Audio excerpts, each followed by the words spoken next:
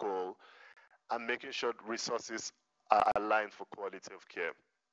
Then you have Ministry of Health. So this is a very higher level commitment. Then you have at our level, the Ministry of Health and partners committing to maternal, newborn, child and child health quality of care goals, which are linked to national. So you don't need to be developing a whole new different strategy for maternal, newborn, and child health. Usually if there's a national quality of care strategy or a national RMNC strategy, within that you have your quality of care objectives and targets. So aligning that with those documents. So you also have to be talking about resources. How do you align resources around quality of care? And then in terms of accountability, how do we provide regular updates at public to both the community and also to all stakeholders on what's happening and what has been done and what are the challenges that is happening across the system. And the last is around learning. So basically, and that's what we're trying to do in these 3 days, documentation, facilitating documentation and sharing within the health system.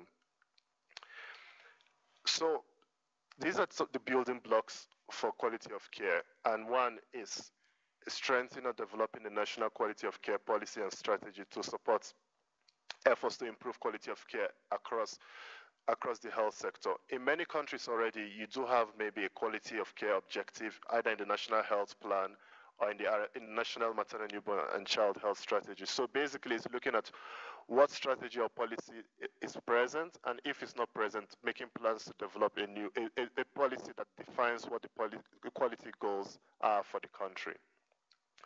The second is establish the coordination units within the Ministry of Health that goes across different departments. So it's not domiciled just within maternal health or just within child health. The quality of care coordinating unit within the Ministry of Health, where based on lessons learned, should cut across different directorates, because the idea is, even though you're starting with maternal, newborn, and child health, you should be thinking of transition to quality across the health sector. And the last is the technical working group, which Zainab actually has highlighted, establishing a government-led national technical working group that brings together partners around the implementation of a harmonized package of quality of care. And so this is the startup activities for developing a national quality of care program. One is, Zainab already highlighted, is strengthen or establish a maternal, newborn, child health quality of care technical working group. So this will bring partners together around defining what the quality objectives are, to bringing partners together to agree, because you have in many countries where you have multiple partners in different districts having their own quality of care approaches, and you have a health worker or a health facility, in fact, being trained on 3 or 4 quality of care approaches. So basically, this is bringing together all partners together. So you sit on the same table and say, okay, what does quality of care mean for our country? And with the Ministry of Health leadership, and how do we harmonize an approach for quality of care for the country? And then obviously, next is developing a national operation plan for implementing quality of care. And within the operational plan, you look at, one, agreeing on national improvement aims. What do you want to achieve? Do you want to reduce maternal and newborn mortality by 50% in 2 years? Is that the target? So everyone comes together and agrees on what the national aims are. Then, if it has not happened already, although in many of the countries in this room it's happened, adapt the WHO maternal, newborn, and child health quality of care standards, which is the basis for the implementation package. Then you select the quality interventions, and Zainab already showed what these interventions for maternal, newborn, child health are. Then, because we're talking about learning, select the districts you want to start with. We all want to start at scale and nationally, but we know within the health systems that the management capability might not be there. So basically, we want to start within a certain limit of health districts where we can learn, share information, and also adapt learnings which can be over time scaled up across the national health system. And then you have to identify the system. Based on the last 2 years of our work, we have now identified systems and structures that are needed for quality of care. And if today and tomorrow, this is the basis for the group work discussions that have been happening. One is establishing the QI on-site support system, which was, second is what are the data systems needed for quality of care? What are the changes that need to happen? What indicators needs to be integrated or not? Then what is the learning system? So we have been talking about learning. How will you transmit knowledge across the health system? Then the community, what's the approach or what's the engagement process for bringing the community such that they are not just recipients of care, but they also participate in decision making around how care should be provided. And lastly, which we'll discuss tomorrow, will be what is the management system and structure to support quality of care? How do you bring together everything so that you're thinking about sustainability and scaling up? And how do you respond to the quality improvement needs that have been identified across the health system? And lastly is once you agree on all of this and you have selected the learning districts, you orient them around how to progress and how to implement. And so just highlighting and bringing this to the fore are the 5 systems necessary to support quality of care implementation. And we have been discussing this today and also discussing tomorrow. And in the Dropbox, and there will be materials and documents that provide more information of what this means and how you should be setting up or implementing this. So finally, once you start up, there are a number of activities that will be ongoing around making sure that the system functions, and all of these activities across the 5 systems. So what activities should be happening around on-site support? What activities should be happening around data system, learning system, community engagements, and program, and how should we be managing the program such that we are harvesting and bringing all together all of these activities so that the health system is functioning for quality. In addition to that, I think there's been lots of talk yesterday and today on no blame games. So basically fostering a culture where people are open and willing and able to talk about quality, admit mistakes, and also willing to learn and improve how care is provided. And lastly, institute a periodic review mechanisms to ensure accountability and response. So do you want to talk about this?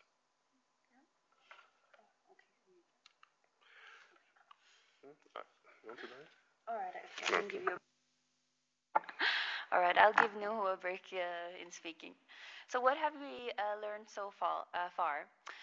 From the perspective of government, what we realize is that policy dialogue is very important for making sure that a quality policy and strategy is developed and then the necessary structures are established. And it's not something that happens overnight. It takes time, and that's why we, as a guiding principle, say start fast with the things you can and then have a more long-term goal where you work towards making sure that everyone is on board when these structures are established. The other thing around when you work on this is that the roles and responsibilities are not often clear within the Ministry of Health. What is within the specific programs and what lies within the specific quality of care directorate or a unit. So this is something countries are struggling with defining, and I think we will be hearing more about that tomorrow, because you will see that in some countries it's the quality directorate that is leading the efforts in the network, whereas in other countries it sits more with the family health department. Another area is mobilization of resources. It's not always easy to mobilize local resources towards a common implementation framework. And then to get the necessary technical expertise that is required at the national level, it can be difficult in some countries to mobilize that and know where to seek support. From the partners, it's been very, very important to have a broad engagement. So when you start your steering committees or your technical working group, making sure that it's a broad representation of partners, not just technical partners, but also civil society, professional associations, and medical councils and so forth, to make sure that people are engaged and are on the same page when it comes to driving this at the district and facility level. The other thing is partners often, as Nuhu already mentioned, having they have specific projects that they implement very specific timelines. So it's not always that much willingness to harmonize around the common implementation framework. While there's willingness, practically doing this when it comes to implementation has been difficult. And then again, to mainstream partners projects also require quick results into the national systems. And then it's difficult.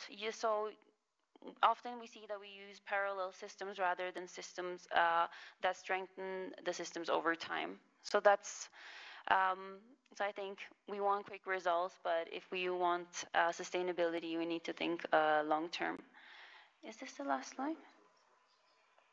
Yes, and then I wanted to highlight that in the implementation guide, so you saw the brief outline here, but in the actual document, you will have more specific steps on what is needed. And for each of these steps, you have many different tools, not just only from WHO, on how you go about it. Some of them we already put in the Dropbox, so you can go and look at different manuals for quality improvement trainings or assessment tools or tools you need for developing national roadmaps. So that is available, but this is just to give a brief snapshot. Yeah. So I think we will open up for questions now.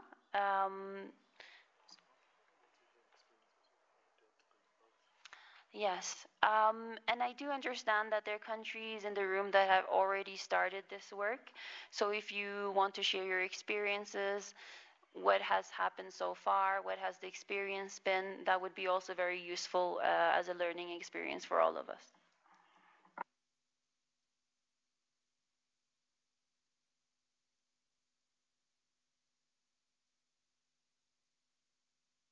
Yes, please, Botswana. Mine relates to the 15 indicators that have been suggested and that the network countries are already using. And I'm wondering if countries find that they have something that they need to track. Like for instance, you look at the top 3 maternal mortality causes of death for maternal death. Can we add one of the indicators right there just to track it and see how it's performing in terms of reduction?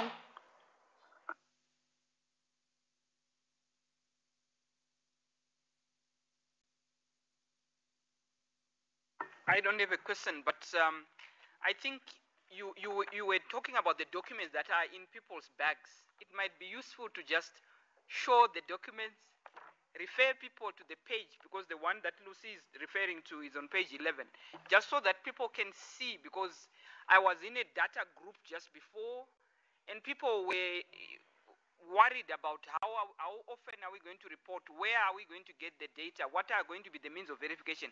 All the information is in the documents, but as someone said, if you want to hide money, hide it in a book and we won't read it.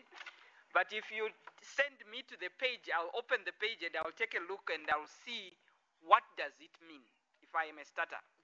So I think you might want to do that.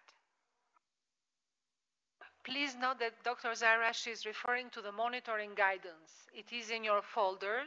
You have a monitoring guidance in your folder with all the information about the indicators, measurements, and frequency.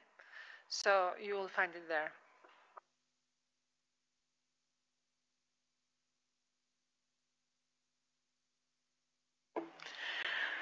Thank you very much for the presentation. It is the Cameroon. The Cameroon is maybe one of the country with the second round. I have a comment. just to say that we are seeing that there is a lot of challenges and lessons learned for government and for partners. And I think that as an opportunity in our country, in Cameroon, is that we are implement universal health coverage. And I think it will be a very, very good opportunity just to share all the information that we have received here and before, and to share the 15 indicators, I think so, that that we need to follow because it's very important for data management, and there is a special data activities that is previous when we were during the fact that we are implementing the universal health coverage. And the other thing is that about this is the opportunity of human resources, because we know that during this process of universal health coverage, we have a lot of human resources that will be in the process, and we hope and we think that we will go in on the on this process and to share this information. And the last thing is that is information, communication. It's very important to communicate in all the 3 levels. You have shown something here. It's important to give the feedback of the intermediate level, the central intermediate, and through the community. It's very important to do that. And the challenges that we will have is just to start to work with this different level and to give the information. And the last thing that I can say, or the last comment, is that I think that we have been a lot of chance to be here or to participate before to start to work on this quality of care network. Is an important opportunity for us because of participating and to see all the problems that other countries sharing with us their experiences that they can have, or that maybe we can be all the thing for not having this kind of different problem. Thank you very much.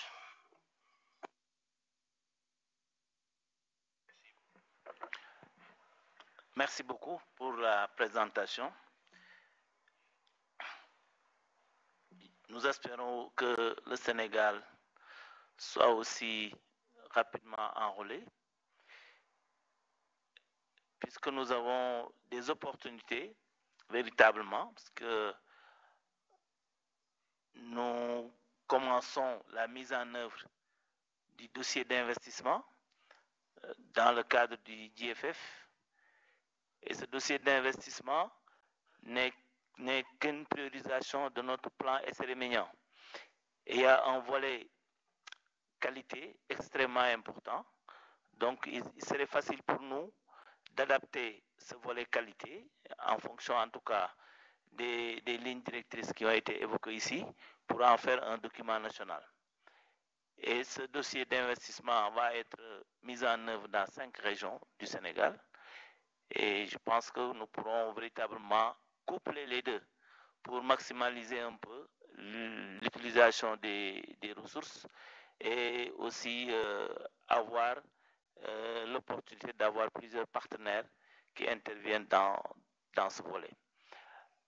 Nous avons aussi, avec l'appui de la coopération japonaise, mis en place ce qu'on appelle les accouchements humanisés, qui prend véritablement une dimension qualité extra importante, puisque ces accouchements humanisés permettent vraiment un dialogue beaucoup plus renforcé entre le prestataire et les femmes. Et aussi, il y a des techniques d'accouchement qui ont été introduites et qui permettent l'utilisation de ces services. Donc l'un dans l'autre, bien sûr, nous avons aussi la couverture sanitaire universelle, la CMI, qui est en cours au Sénégal. Et je crois que nous avons un environnement qui va nous permettre véritablement d'aller vite et de passer très rapidement à l'échelle, si nous sommes enrôlés en tout cas pour cette deuxième vague. Merci.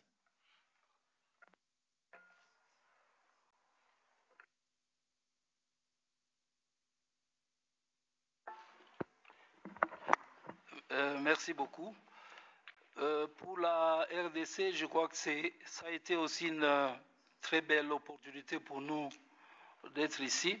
Parce qu'en fait, au niveau de notre pays, nous avons déjà un grand projet qui est financé par la Banque mondiale, axé essentiellement sur le financement basé sur la performance. Et pour ceux-là qui le savent, dans ces types de financement, il y a une dimension qualité de soins qui est prise en compte. On a parlé de plusieurs approches ici qui sont utilisées. Il y en a que nous utilisons déjà, les mentorats, l'utilisation des vignettes. Il y a aussi, au niveau national, déjà un processus pour une certaine harmonisation. Et donc, nous, on sera content d'avoir plus de, comment dirais-je, de discussions et avoir plus d'informations pour qu'effectivement nous puissions avoir cette expertise afin de nous aider à nous mettre dans ce train de l'amélioration de la qualité de soins. Alors, un élément, ou plutôt une question que je voulais poser par rapport à l'expérience. Il a été clairement dit qu'on a besoin de mobilisation de plus de ressources pour mettre en place ces dispositifs. Je ne sais pas, est-ce que par rapport aux 10 pays qui sont déjà dans le processus, est-ce qu'on a pu avoir une mobilisation interne de ressources? Je dis cela parce que nous savons que pour plusieurs initiatives, on n'arrive pas à avancer tout simplement parce que peut-être au départ, il y a eu un engagement politique, on a produit même des documents normatifs et tout, mais on ne pense pas à l'essentiel qui est la mobilisation des ressources. Donc juste pour savoir, est-ce que cette fois-ci, les 10 pays qui sont dans le processus ont pu mobiliser des ressources domestiques? Merci.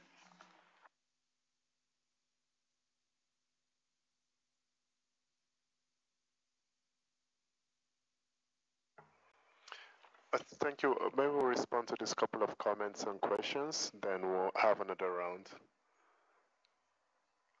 Just to respond to starting with the last from DRC, and for all countries, I think it's very glad to hear about the interest in terms of moving forward quality of care, either through the GFF or through the universal health coverage. So this, and I think it's key that without quality, there's no universal health coverage. So I think it's not, like I said, it's not a new strategy. You have to be building on existing strategies that are happening in the countries. Regarding mobilization of resources, in these 10 countries, and this is what I think the question that Sirak asked and Zainab responded is, what's the first thing to do? And this is the National Broad Technical Working Group around quality, because it brings together, with the government's leadership, it brings together partners around the table to agree on basically what should be happening around quality of care, how you can realign, it's not easy, but how you can realign partners' resources and commitments to support the government's quality goals. Because in a way, it's not that it's anything new, it's rather it's how do you implement effectively. So in the 10 countries, there hasn't been any new injection of resources, like, for example, a World Bank or GFF injection of resources. Rather, what the countries have done is around bringing together partners, whether it's USAID, UNICEF, IHI, Save the Children, CHI,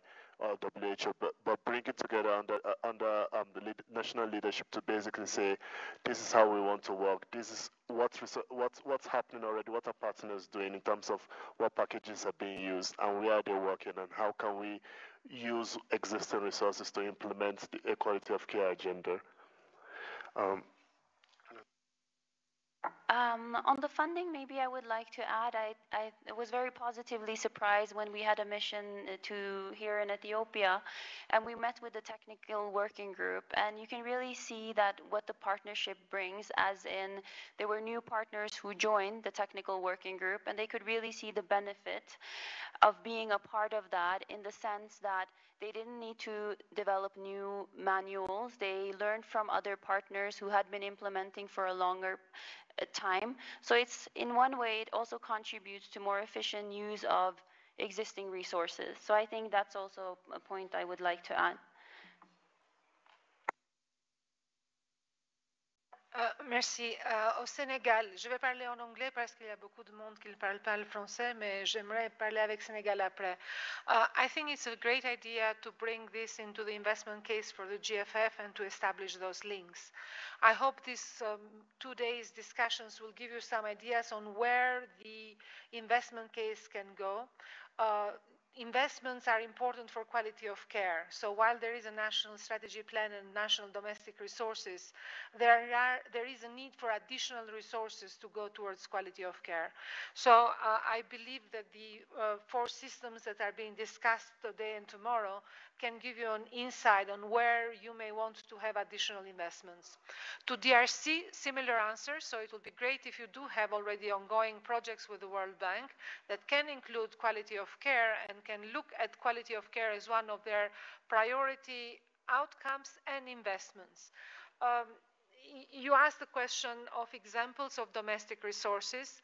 I think if there is one success that we would like to highlight from the collaboration among countries in the last 2 years, it is the establishment of a national directorates or structures in the ministries of health. The moment when you establish a national structure within the government, that funding for the national structures come from the domestic funding. So the first criteria, and Sirak, it goes back to your question, what is it that the country needs to do? If you are really committed and you have expressed the national commitment to quality of care at the highest level, that commitment comes not only with a declaration, it comes with an obligation. And that obligation is the establishment of a required structures to deal with the issue is an expression of that obligation and is the type of commitment that brings in the domestic resources. We have not done a costing of how much resources from domestic funding have been channeled through to quality of care. I would invite you to talk to peer countries, and I will name them: Malawi, Ethiopia, and Ghana. 3 countries that in the last 3 years have tried to bring quality of care at the highest level of a government and have resulted in bringing these domestic resources into this area of work. So I think that is a better way to go about it than us saying this is an example of domestic resource, which we do not have yet. Lastly, about bringing partners together around the same agenda. So Zainab and Nuhu mentioned so many times the technical working group. The technical working group at the national level is your existing committee that works on RMNCH and quality of care. So if you already have a structure that works in one or the other issue, do task this structure to take at heart and to be accountable, very important, accountable for harmonizing and coordinating the initiatives around quality of care, the tools and the approaches around quality of care, as well as to be accountable around the same measurement and monitoring system, so around the same outcomes. So if you manage to exercise the right, I would say from a government side, to exercise the right of a government to bring together all partners around the same discussion table and negotiate and bring the best out of them, we see examples of successes. It's not easy, it is complicated, and we all know that, but we do have a lot of examples of successes in which we can see that approaches and tools now are being harmonized. Therefore, there is no need to have 10 types of assessments or 3 types of methods around quality improvement and spend everybody's energies in trying to improve these approaches which you already are applying in your system. So the issue is adapt them at scale, but don't try to reinvent the wheel 10 times within the same country using different pots of money that can be better used and more efficiently used to change the outcomes. So that is why the technical working group is so important. Not for you to go and to establish something new, but it is to be clear on who is in charge, who is accountable to what, and what is the agenda on quality of care in the country that allows you to do the harmonization, coordination, and to demonstrate success. The rest in the implementation follows. We have seen many positive examples. Partners in the country do have the capacity to work with you to support that implementation. but you need to create the venue in which this coherence can be demonstrated as well as can be learned from. One last bit which I didn't, I think it wasn't very clear in the presentation, and we need to think about how we present it in the future, is the aspect of learning. And Nuhu mentioned the pilotitis and the scaling up. Quality improvement activities and projects exist in all countries. Experiences exist in all countries. The downside is that they are not scaled or they are not sustained. They finish with a project and they disappear. So thinking up front, having this idea of systems thinking on what makes quality of care stick and how do we support quality improvement as a coherent process is the most important question that we're trying to answer. And that answer comes together with the learning agenda. So it's not only a strategic objective, and I spread around this one, which you can consult quickly, so you don't need to go online. It's not about only testing or piloting. It is about creating in your environment learning places, so districts and sites in which you can really learn how you're doing the adaptation and what makes sense in your context. So when you sustain the scaling up across the system, you know what you are scaling up. And learning for quality improvement is embedded. So you cannot talk quality improvement without learning and vice versa. But in this case, it takes a stronger role. So being able to demonstrate what works in your context and then help the rest of the country to adapt that improvement in the same way is very important. And this does not mean bringing additional resources more often. It is about reconfiguring the resources and finding ways to support the additionality that may be required on quality of care and quality improvement, which usually would come from partners or that you need to pull out of your domestic resources in a more meaningful way.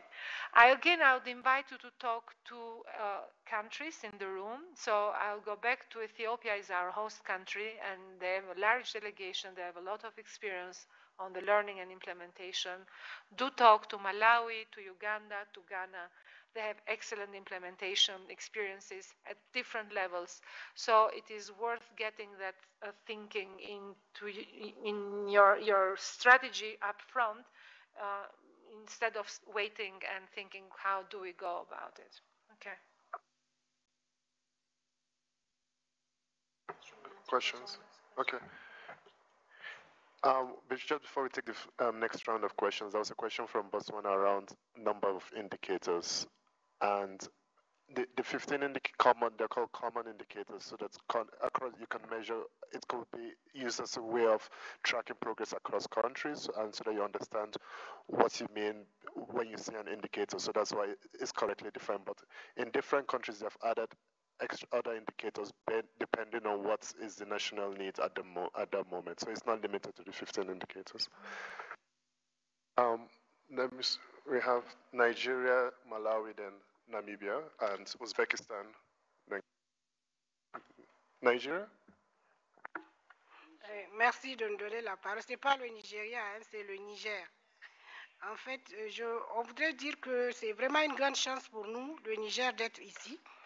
Parce qu'en juillet-août 2018, nous avons, avec l'aide financière du Fonds mondial et avec l'appui technique de l'école de médecine tropicale de Liverpool, conduit une grande évaluation à l'échelle nationale sur la qualité des soins offerts aux mères, aux nouveau-nés et aux adolescents. Donc les résultats de cette évaluation sont là et nous sommes actuellement en train d'élaborer un projet d'amélioration pour la qualité de ces soins. Et parallèlement avec l'appui technique et financier de l'OMS, nous avons révisé les normes et procédures. Donc nous pensons que c'est vraiment une grande opportunité pour nous d'intégrer le réseau afin d'améliorer nos indicateurs. Merci.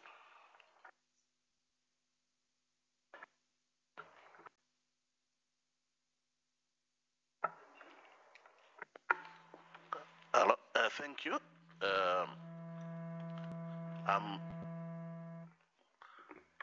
All right.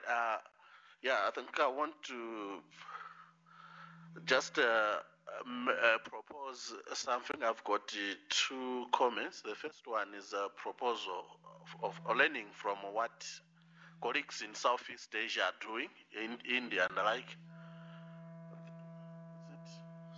Is it my mic? Okay.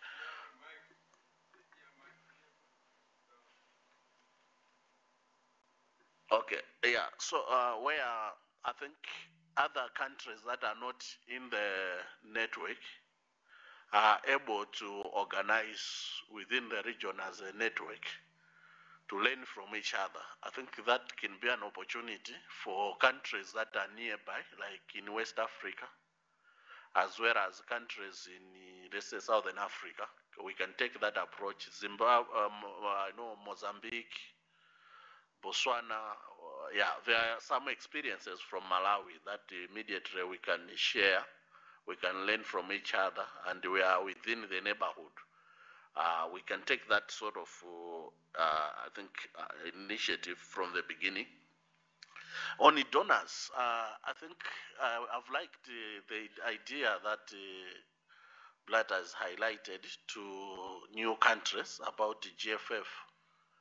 But I personally am one of the person who want honest discussions. Let's not promise a stone when the people are going to find a rock. So let's be telling each other the truth. We've bad experience with GFF in Malawi. Our initial plan as a country was to put an investment case. Clearly, we highlighted that it will be improving quality of care for RMNCH plus nutrition. But that was not in line with what maybe the bank wanted. The bank has put up their case investing in early years, which has nothing to do with quality of care. And that case is in the Ministry of Gender, not Ministry of Health. So it's important we should be telling each other the truth, how donors are behaving. And I think the funding going to GFF is coming mostly from donors who have been supporting the quality of care network. The donors need to know that it's hard for countries to get these resources from GFF to advance quality of care in the health sector. So maybe good, honest discussion has to come in. Ethiopia has got its own experience. It hasn't taken a year for them to have an investment case. Mozambique has got its own case. So let's not assure people or countries that there is hope when there is no hope at all. So that's my comment. And I think this comment also goes still to donors who are here, who are contributing to GFF. We started the journey together on improving quality of care. The statements I'm hearing from some of the donors is that for the network, we have to go and justify to GFF or to align to GFF. Essentially, you find out that maybe the principles of GFF are not aligned to the principles of the network. So if there is support for the network, let's have an honest conversation.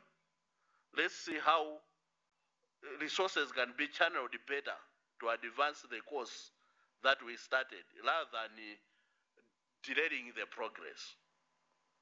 So my fellow countrymen who are here, it's a hard task. You may waste your energies on GFF rather than looking at domestic support and advocating that the Secretariat get support to make us meet, share ideas as we are sharing. Finally, it's an issue about partners. We have various levels. We have donors and we have partners. And in most countries, partners tend to write their proposals to donors without consulting priorities of a country. So when they are funded, their allegiance is to donors, not to countries. So it's very, very important for new countries to differentiate who is a donor and who is a partner. Some of the partners will appear as if they are donors, but they are not donors. So you have to really be determined, move together with the donors so that you can manage the partners well.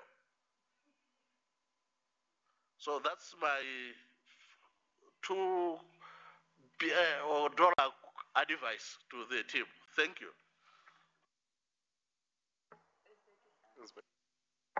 Uzbekistan. Thank you. Very interesting presentation and very useful, and also based on the discussions today during the working groups. So I have the specific question. So what kind of technical support? So you mentioned here several times that's and you see that special explanation, let's say some support, technical support in some specific areas are needed. What kind of the technical support the new countries can expect from the network, from the, to be honest, from the secretariat of the network? So, and especially then we are talking about the government commitment. So like experience of our country, then we had the commitment from the government side, from the Minister of Health, top level from the minister, but then the new president changed the government, so the commitment disappeared, and we have to start from the very beginning. So, and also what kind of technical support, especially for advocacy, we can expect from the secretariat. And then the last question, that's the application procedure. So should we, so government send official letter to the secretariat and say, okay, could you please add us in this network, or what is the process? Thank you.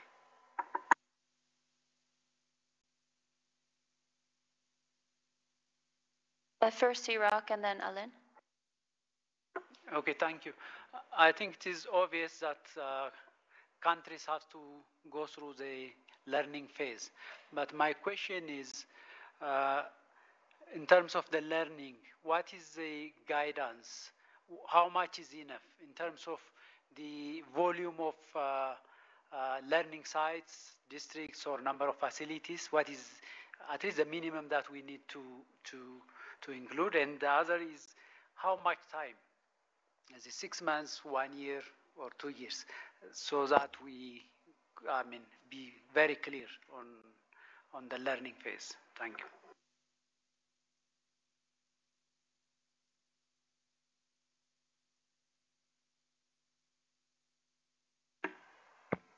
Yeah.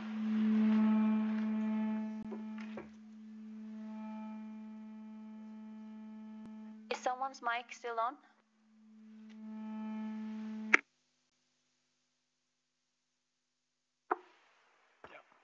Thank you. Thank you for giving me the floor. I wanted to react on what our colleague from Malawi has just said. And actually, I wanted to keep that reflection for myself. But I think as UN partners, and we have a responsibility, a huge responsibility of what's going on in countries. And I was wondering, and I raised a question on, is it not a contradiction between PBF and what we are doing within the network? Because PBF consists to purchase services, quality services, but is it that what we want to promote within the network? If you read the literature, and you read Cochrane reviews about all system of performance-based financing, whether it be the system that the bank is promoting or other systems, it shows And there has been a review of the reviews last year published in the Cochrane, which has shown that there is absolutely no evidence of quality improvement nor an increase in utilization of services. That doesn't mean it doesn't work, that just means we have absolutely no evidence. So I think we should be very prudent and we should take that into consideration because many countries are going through the process or will benefit from GFF funding. And of course, we are all, as UN partners, involved in it. So investment case, it's one thing, but as you were saying, it has to be aligned with the country's needs and the politics of the country. And the countries have to decide what system they want as quality improvement. And I frankly believe that, and I've talked, on the side with many people, many colleagues from ministries of health in the region or here also, and they all have concern. And one of the concern is, of course, the sustainability of a system based on financing of performances. And that's not, I think, what we are promoting with this network. And this has to be clear. And I think that we should engage countries and UN partners as well and other partners with the World Bank to work on this issue of what are the best systems, what can we learn from the country's experience with different systems of quality improvement. Thank you. Cameroon, Kenya, and then Namibia.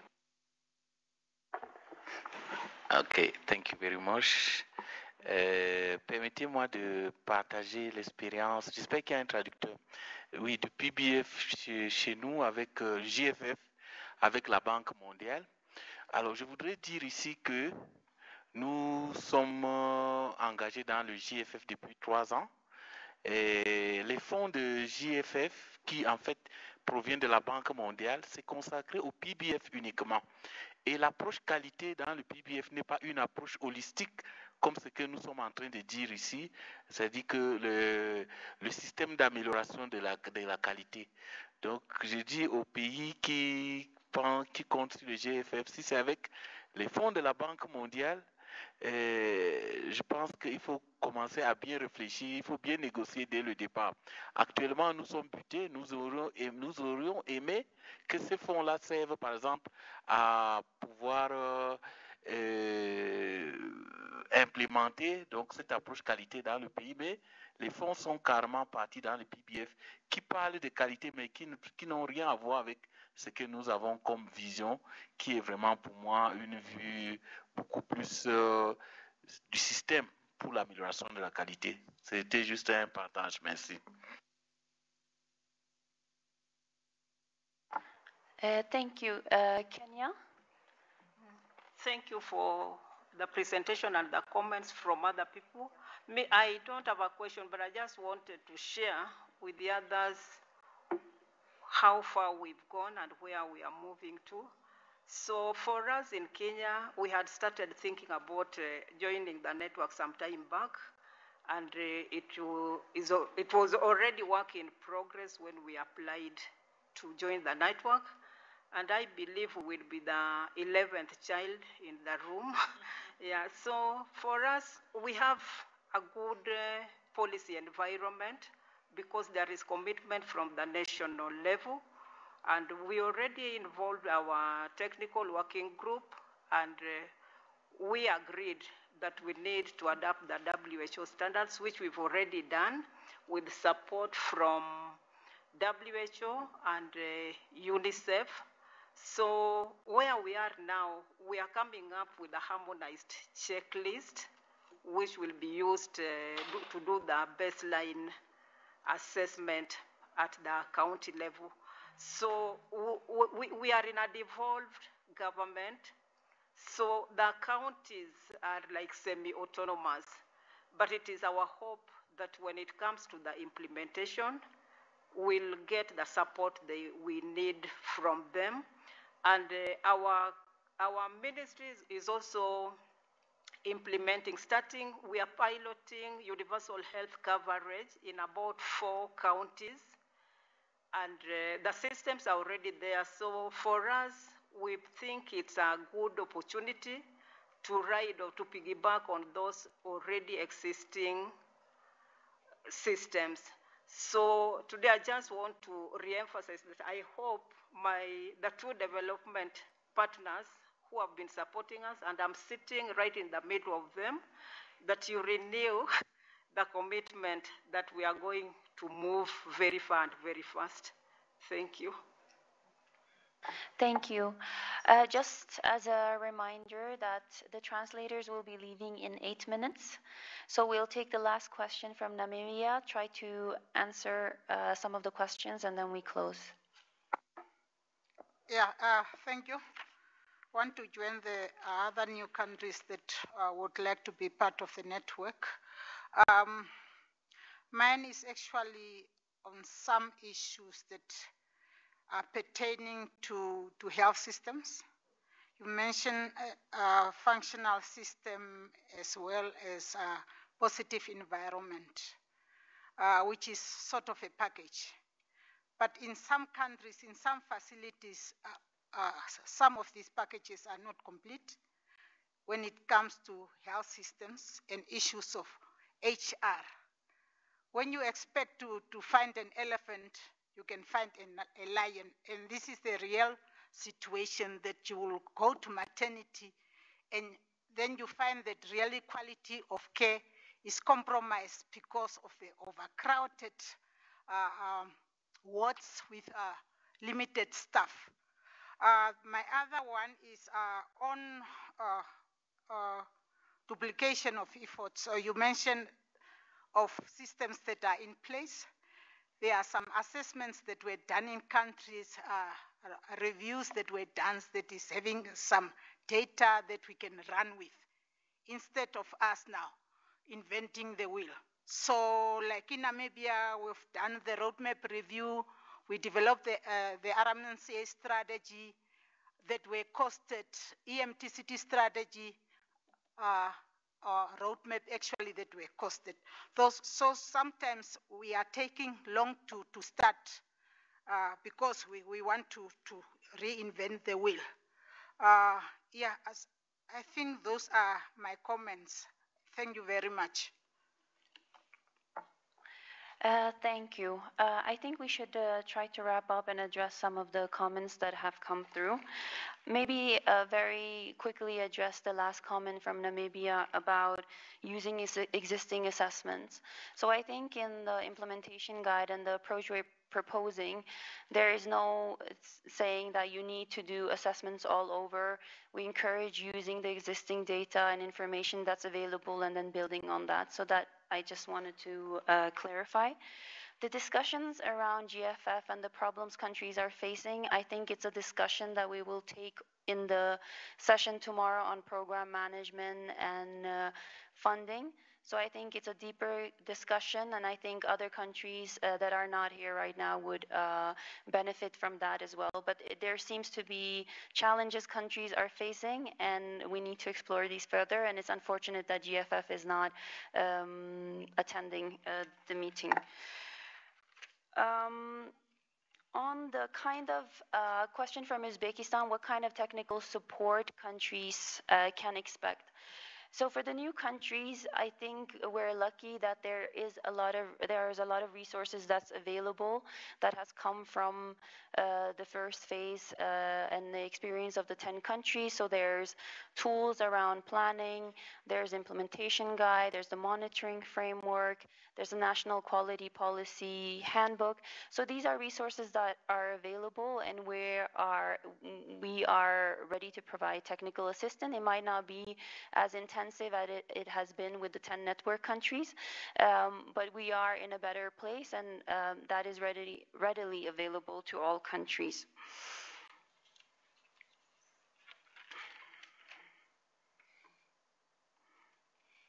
And it seems like there's a lot of interest for the new countries, and there seems to be a lot happening already.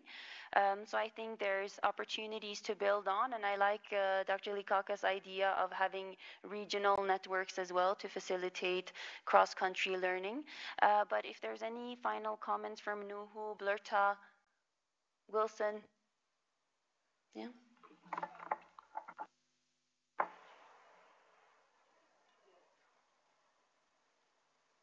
Oh, before, yes. Yes, so on the PBF, it's one of the interventions. We're not saying that all of these interventions should be selected by countries. So countries are encouraged to review the evidence of which interventions they have implemented, how did it work. If it's not working in your context, we're not saying you have to choose one intervention or another. So it depends on the country experience, the evidence you have locally, and then you define your quality intervention package based on that. So we're not promoting PBF. I think it's worth taking a look at the different types of interventions and where they belong.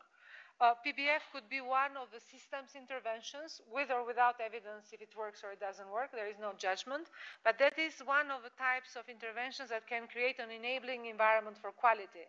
It does not mean that it will produce quality by its own, or that just PBF, it is the solution and panacea to quality.